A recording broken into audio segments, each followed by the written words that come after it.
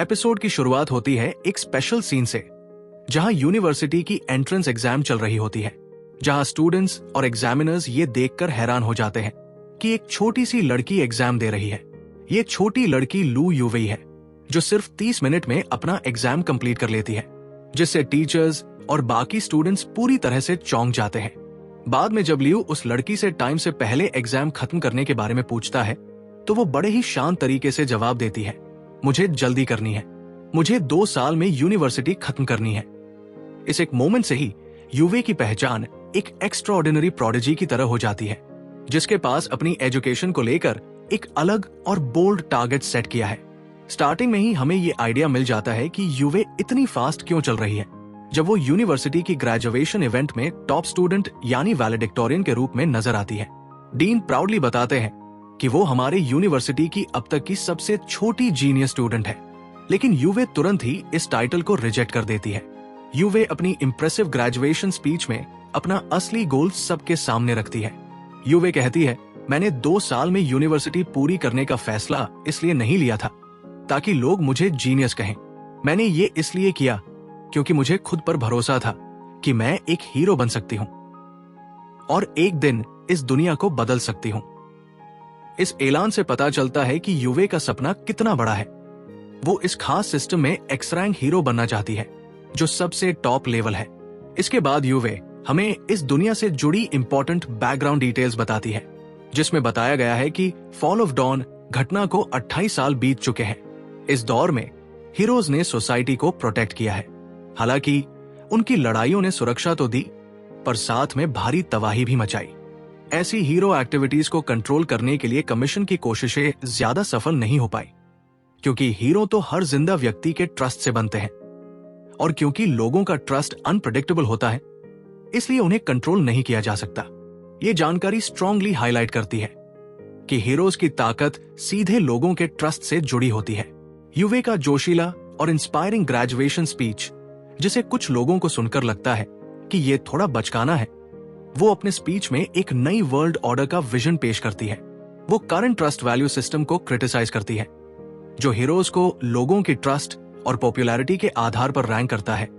वो कहती है कि अगर ऐसा ही चलता रहा तो ये क्योस पूरी दुनिया को बर्बादी की तरफ धकेल देगा। युवे का डिक्लेयर्ड गोल है कि वो ऐसा हीरो बने जो दुनिया में सिस्टम और ऑर्डर लेकर आए, जिससे ये साफ होता है कि वो हेरोइज्म के पूरे काम करने के तरीके को फंडामेंटली बदलना चाहती है। इसके बाद एपिसोड हमें हीरो क्वीन नाम से मशहूर लू युवेई के शानदार उदय की कहानी दिखाते हैं, और कैसे उसने एक पावरफुल और थॉट प्रोवोकिंग तरीके से हीरो की दुनिया में अपनी जगह बनाई।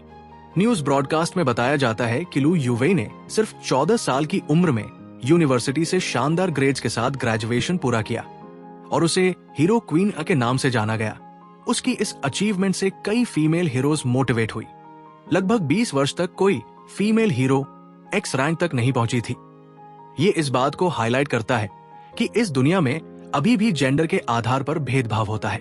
क्वीन की लोकप्रियता को ध्यान में रखते हुए DOS हीरो मैनेजमेंट कंपनी ने उसे साइन किया, और एक एग्जीक्यूटिव ने कहा वो आने वाली फीमेल हीरोज की एक नई जनरेशन की लीडर बनेंगी। ये बात तब सच होती दिखती है जब एक और महिला हीरो बोआ की पॉपुलैरिटी हीरो क्वीन के इंस्पायरिंग स्पीच के बाद अचानक बहुत तेजी से बढ़ने लगती है। एपिसोड दिखाता है कि क्वीन का उभरना सिर्फ उसके लिए ही नहीं, बल्कि सभी फीमेल हीरोज के लिए एक बड़ा बदलाव लेकर आता है। इस मौके को DOS एक चालाक रणनीति के तौर पर अपनाता है, जिससे वो अपने कंपटीशन MG पर बढ़त बना सके।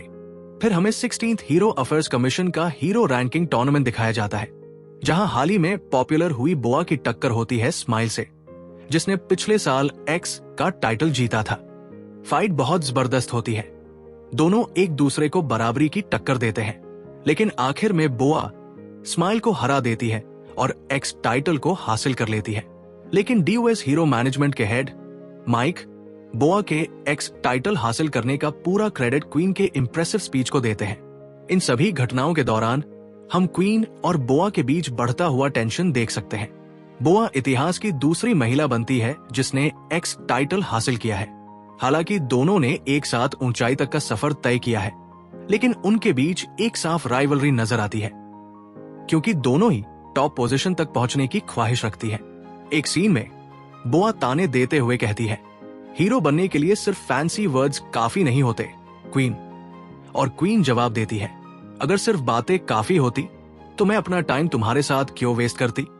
इस क्लैश से लगता है कि फ्यूचर में क्वीन और बोआ के बीच एक इंटेंस शोडाउन देखने को मिलेगा। जैसे जैसे क्वीन की प्रोफाइल ऊपर जाती है, हम उसे दूसरे हीरोज के साथ इंटरैक्ट करते हुए देखते हैं, जैसे कि 15th रैंक वाले लिटिल जॉनी और उनके एक्स्ट्राऑर्डिनरी बेटे बिग जॉनी के साथ। ये एनकाउंटर क्वीन के कैरेक्टर को ज्यादा ह्यूमन और रिलेटेबल बनाता है, क्योंकि बिग जॉनी की क्यूटनेस देखकर वो भी पिघल जाती है। क्वीन की मुलाकात लकी सियान से भी होती है, एक ऐसे हीरो से जिनकी पावर मानी जाती है कि वो टच के जरिए दूसरों को लक दे सकती है। हालांकि सियान ने अपनी ब्लेसिंग देने की कोशिश की, लेकिन क्वीन ने साफ कहा कि उसे किसी और के लक की जरूरत नहीं, क्योंकि मैं नहीं चाहती कि लोग ये कहें कि मैं एक्स रैंक हीरो सिर्फ इसलिए बनी क्योंकि मुझे लक मिल गया। ये बातचीत क्वीन के स्ट्रॉन्ग डिटर्मिनेशन को दिखाती है कि वो दूसरों की मदद या किसी एक्सटर्नल लक पर निर्भर नहीं होना चाहती, बल्कि अपनी खुद की टैलेंट और मेहनत से सक्सेस हासिल करना चाहती है। फिर हमें दिखाया जाता है कि DOS, MG और FOMO जैसी हीरो मैनेजमेंट कंपनियों के बीच की राजनीति और साजिशें कर रहे होते हैं। FOMO नाम की एक सोशल मीडिया कंपनी का एक एग्जीक्यूटिव रॉक MG की ऑपरेशंस को टेक ओवर करने के लिए जाता है। इसी दौरान MG का एक और एग्जीक्यूटिव रिजाइन कर देता है और ट्रीमैन कॉर्पोरेशन नाम से एक नई कंपनी शुरू करता है, जिसका मकसद नए हीरो कैंडिडेट्स को ट्रेन और प्रिपेयर करना है। ये बिजनेस मूव्स इस बात को हाईलाइट करती है कि इस दुनिया में हेरोइज्म अब सिर्फ एक आइडल नहीं, बल्कि एक पूरी तरह कमर्शियलाइज्ड सिस्टम बन चुका है, जहां कंपीटिंग कंपनीज जनता के ट्रस्ट को एक वैल्यूएबल रिसोर्स की तरह कलेक्ट और यूज कर रही है। इन डेवलपमेंट्स के दौरान क्वीन और बोआ की राइवलरी और भी गहरी होती जाती है, लेकिन असली क्लाइमैक्स तब आता है जब 18th हीरो रैंकिंग टूर्नामेंट शुरू होता है। क्वीन को पहला पार्टिसिपेंट घोषित किया जाता है, लेकिन बोआ की जगह उसके सामने आता है एक रहस्यमय डार्क हॉर्स, एक ऐसा कॉन्टेंडर जो हाल ही में टॉप 10 में पहुंचा है, लेकिन उसका नाम अभी तक HA के ऑफिशियल हीरो रोस्टर में भी नहीं है। ये अचानक हुआ ट्विस्ट सभी को चौंका देता है और पूरे टूर्नामेंट का लेवल एकदम अनप्रेडिक्टेबल और इंटेंस बना देता है। क्वीन के शॉक्ड रिएक्शन से साफ पता चलता है कि इस मिस्टीरियस व्यक्ति ने बोआ को हराकर उसकी जगह ली है। इसके बाद कहानी एक बेहद चौंकाने वाला मोड़ लेती है। क्वीन, जिसे सभी टॉप कंटेंडर मानते थे, उस अनजान प्रतियोगी से कुछ ही सेकंड्स में हार जाती है। न्यूज में उसे इस साल का सबसे खतरनाक डार्क हॉर्स बताया जा रहा है, जिसने अपने लगभग सभी अपोनेंट्स को तुरंत हराया है। और जबकि वो नया एक्स बन गया है, न तो उसकी एबिलिटीज का किसी को अंदाजा है और न ही उसका नाम ऑफिशियल रिकॉर्ड्स में है। और सबसे चौंकाने वाली बात यह है कि इतने बड़े टूर्नामेंट का हिस्सा होने के बावजूद उसकी तस्वीर या जानकारी कहीं भी डिजिटली अवेलेबल नहीं है। ये दिखाता है कि उसका होना और उसकी पावर्स दोनों ही नॉर्मल नहीं है, कुछ तो अलग है उसमें। एक शांत और भारी माहौल में क्वीन खुद से बड़बड़ाती है तो असफल होना ऐसा लगता है।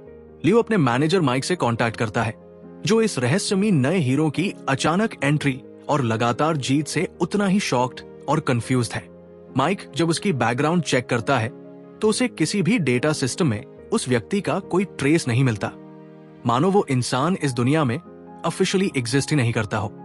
जब माइक हीरो टावर की सबसे ऊपरी मंजिल पर इस सिचुएशन को हैंडल करने के लिए पहुंचता है, तभी सीन शिफ्ट होता है और हमें बोआ दिखाई देती है, जो किसी गुप्त डेटा को देख रही होती है। जैसे ही वो डेटा उसकी आंखों के सामने आता है, उसके चारों तरफ डर और टेंशन से भरी एनर्जी फैलने लगती है और वो गुस्से में कहती है, तो वो तुम्हारी बेटी है। इसी के साथ ये एपिसोड यही खत्म हो जाता है। अगर आपको मेरी एक्सप्लेनेशन पसंद आई हो तो एक लाइक जरूर करें, और अगर आप चैनल पर नए हैं तो सब्सक्राइब करना न भूलें। ऐसी ही और दिलचस्प वीडियो के लिए मैं मिलूंगा आपसे अपनी अगली वीडियो में। तब तक के लिए गुड बाय।